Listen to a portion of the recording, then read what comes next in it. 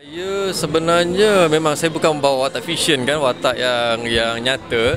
Jadi research tu sebenarnya memang kalau ada ruang memang saya nak sangat-sangat duduk berjumpa dan bersembang dengan Tun Hanif Umar, tetapi saya tak dapat kesempatan tu. Tapi dengan bantuan pihak Persona Pictures, saya diberi ruang untuk mengkaji satu perbualan antara pihak Persona Pictures dengan Tun Hanif.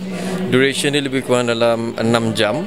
Jadi dari situ banyak juga input yang saya dapat. Sebab bila saya browse kat dalam internet pun tak banyak info tentang Tun Hanif. Saya tak boleh nak buat scene tu sebenarnya, sebab saya terlalu sebab bila pengisian tu sampai. Dan itulah dia, itu dalam diri saya.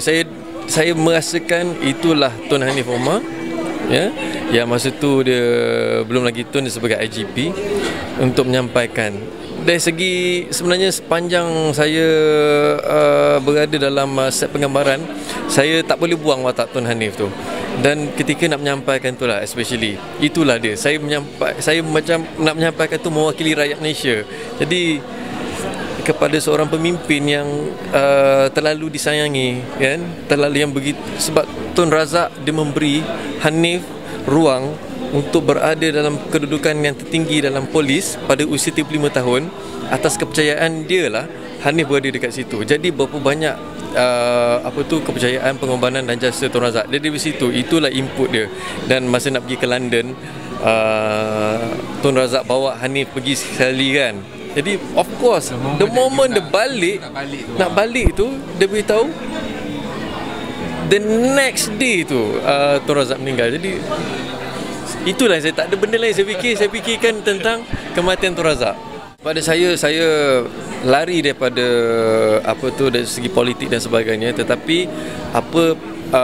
di mana pembawakan kita, di mana kita berada, semangat patriotism tu perlu ada. Sebab itu saya katakan naskah Tanda Putera ni merupakan satu naskah yang walaupun the moment ditayangkan itulah kejayaan untuk Malaysia, kerana ini adalah satu naskah sejarah yang kita tak perlu nak buka buku. Penceritaan dah ada, dah dilakonkan, dah divisualkan, dan selami dengan elemen-elemen dramatik. Maksud dia bukan diadaptasi, bukan difictionkan ke apa benda. Semua tu datang daripada 70% daripada real story, kan. Jadi daripada situ saya rasa kita perlu ada direction, haluan dalam kehidupan ni. Daripada situ, bila kita ada pegangan dari segi patriotism ni, kita tahu di manakah destinasi kita, kan. Bukan untuk diri kita tau, untuk generasi kita yang akan datang. Itu yang paling penting. Kepada penonton-penonton di luar sana, pada saya Tanda Putera adalah satu filem yang wajib ditonton.